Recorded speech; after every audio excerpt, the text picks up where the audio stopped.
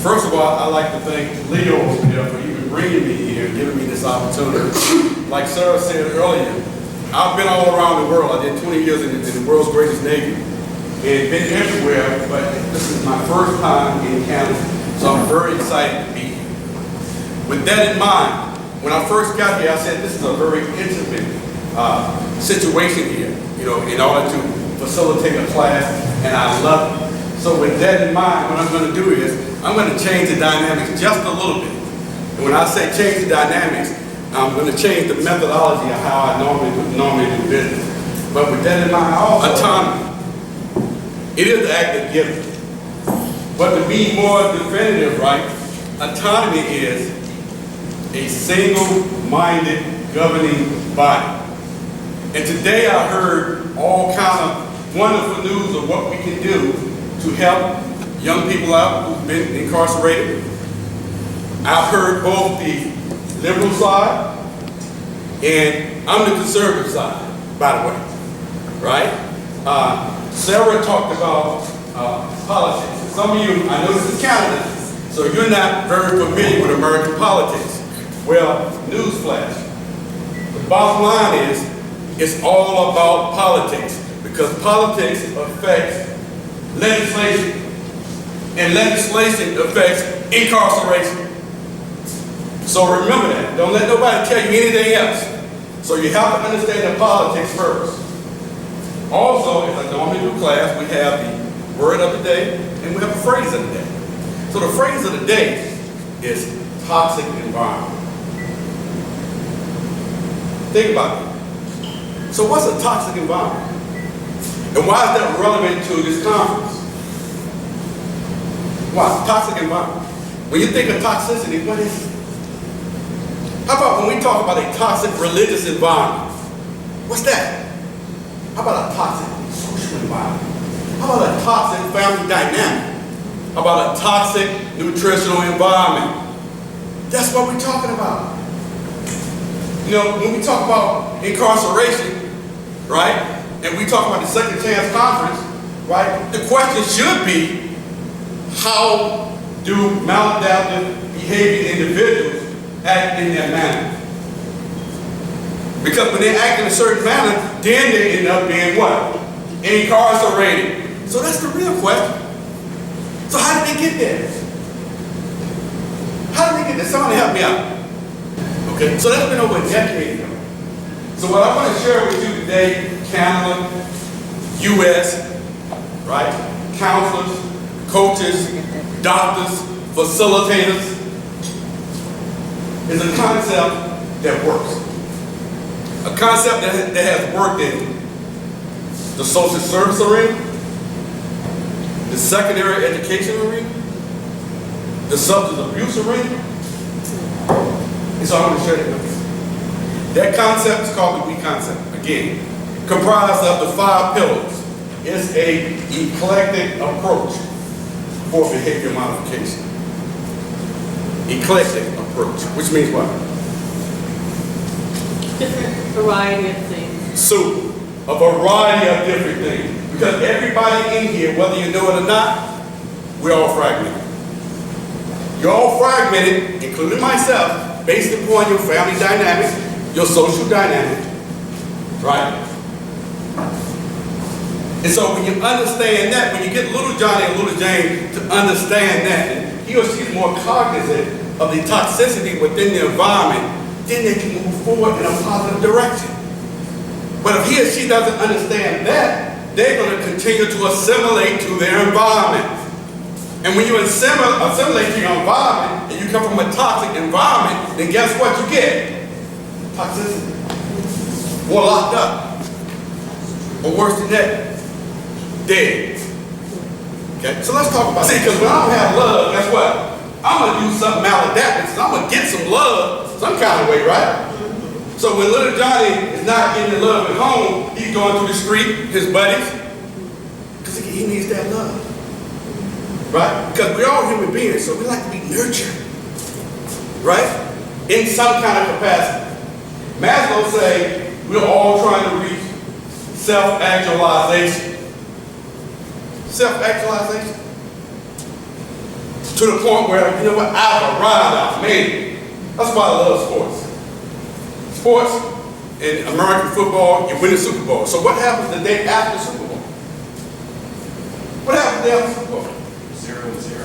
0-0. And you also start doing what? You start going through withdrawals. Right? It's like, okay, I made the pinnacle, I made it, but now it's over with, okay, what's next? Then we went to another guy, you might have heard him before. His name is Daniel Gold. And you see a lot of people that come out with his philosophy on what? EQ, which is what? Emotional intelligence.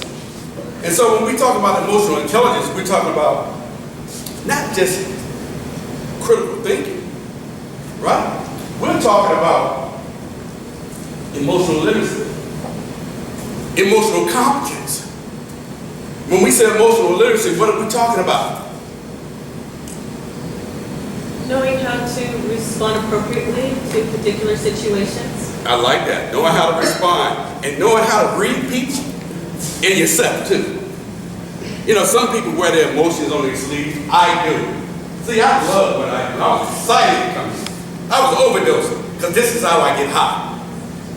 Right? So, and when I come here and I look at people, because I'm an emotional, confident guy, I can read people and say, okay, I can help her or him out. You ever been to the store and you see that clerk behind the cash register and he or she don't like their job? And you can just feel it. You know they don't like their job, right? Next time you see that, how about trying a social experiment? You know how you do a social experiment? You know what? That's a great smile you got, right? And you know she don't have a great smile. And you got a bunch of people behind her. Guess what she gonna do? She can try not to smile, or and she can try to smile, but it's not authentic. But guess what? You help change the dynamics, and you allow somebody to see what other people see from them, and that's called emotional intelligence, right? So you want to teach folks that so they can know that. Now, remember, it's 5 pillars to this weak concept. So EQ is a third component. Then you have a fourth component. The fourth component is a dual component. It's called Gestalt and TA. Now, what is Gestalt? My man, Fritz Pearl, talked about Gestalt. Well, let me share this with you. That chair that you have, that you're sitting on right now, the only reason why you can sit on it, because it's whole. It has legs, it has arms, it has a back to it, it has plastic, it has metal, it's whole. It allows it to hold you. Right? Gestalt says everybody is a whole, everything is comprised of a whole. But guess what? I said earlier that we all fragmented. Right? So we all fragmented, right? And we think we're whole, or we void of being whole emotionally in our mind, then what do? Now, Fritz Pearl will tell you, you search, and what you searching for? You're searching to become whole. And if you can't find it, then guess what you do? You may act in a maladaptive manner like drink, smoke, rob folks, because we're trying to be whole. We're supposed to be looking up to young folks, but they ain't nobody to look up to. But see, when we share this concept with them, they'll discover it's not about looking up to anybody. It's about what? Discovering innately what's inside of you. Discovering the God-given talent that everybody in here has. Yeah. And guess what? When you discover that and you act on that, you know what that is? That's autonomy. That's that single-minded, governing body stuff that I was talking about. That's the essence of who we are. But see, you don't know this until you understand, until they understand that they're living in a toxic environment. And you can't just deal with just little Johnny. You got to deal with little Johnny and mama and dad too. Because when you go into Gestalt and you talk about the whole, but then you bring in TA, right? You bring in TA, which is called transactional analysis. So what is that when we talk about TA? Sir, how you doing? My name is Wesley. Right? What did I just do? That's a transaction. Human beings, we have transactions. We're having a transaction right here. Right? So, TA is broken down into 3 components. Number 1 is the parent ego.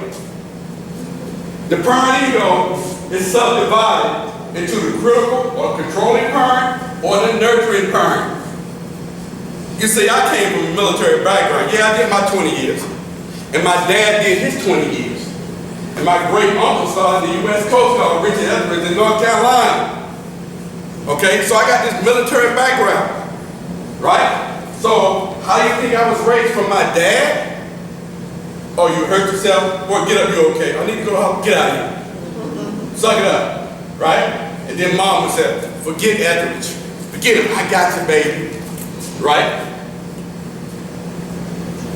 Dad was going to see so much that he didn't really make that much of an effect on me, but what he showed me is what I didn't want to be.